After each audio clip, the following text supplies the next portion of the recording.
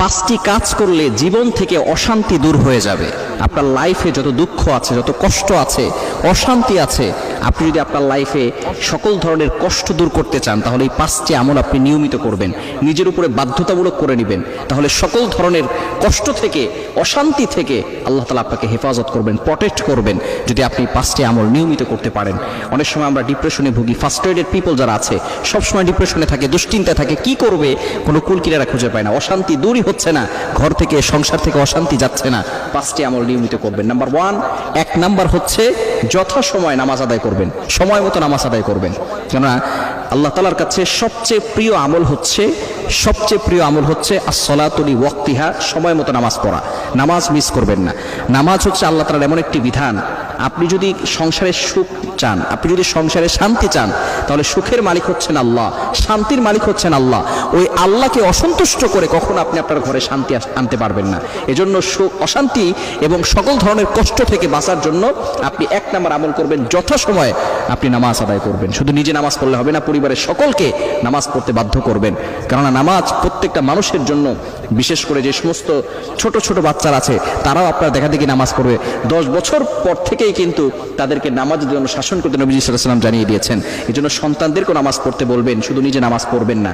এক নাম্বার যথাসময়ে নামাজ পড়া। নাম্বার টু, দ্বিতীয় নাম্বার হচ্ছে পিতামাতার সাথে সবসময় সুন্দর ব্যবহার করা। এটা খুবই গুরুত্বপূর্ণ বিষয়। পিতামাতার সাথে অনেক সন্তান আছে ভালো করে ব্যবহার করে না, বিয়ের পরে পিতামাতাকে ভুলে যায়, বিয়ের পরে বউয়ের কথা শুনে পিতামাতার কথা শুনে না। খবরদার, এটা করবেন না। পিতামাতার কথা শুনবেন, পিতামাতার সাথে ভালো ব্যবহার করবেন। কারণ আল্লাহ পাক রব্বুল আলামিন জানিয়ে দিয়েছেন, পবিত্র কোরআনুল কারীম খুলেন 15 নম্বর পারা 3 নম্বর পৃষ্ঠার 6, 7, 8, 9 নম্বর লাইনগুলোতে সূরা বানী ইসরাঈল 23, 24, 23, 24 নম্বর আয়াতগুলোতে আল্লাহ তাআলা জানিয়ে দিয়েছেন, ওয়াকাদা রাব্বুকা আল্লা তা'বুদু ইল্লা ইয়্যা ওয়া বিল ওয়ালিদাইনি ইহসানা। আল্লাহ তাআলা বলছেন, আমি আল্লাহ তাআলা অর্ডার করে দিয়েছি, ফয়সালা করে দিয়েছি, ইবাদত করবে আমি আল্লাহ। এরপরে বলছেন ওয়া বিল ওয়ালিদাইনি ইহসানা, গুড বিহেভিয়ার উইথ প্যারেন্টস। পিতামাতার সাথে ভালো ব্যবহার করতে হবে। এজন্য পিতামাতার সাথে কখনো খারাপ ব্যবহার করবেন না। পিতামাতার সাথে ভালো ব্যবহার করলে সংসারে সুখ আসবে, শান্তি আসবে। নাম্বার 3 নাম্বার হচ্ছে হালাল খেতে হবে। আকুল হালাল, হালাল না খেলে, হারাম যদি আপনি খান, আপনার নামাজ, রোজা, হজ, যাকাত কোনো কিছু কবুল হবে না।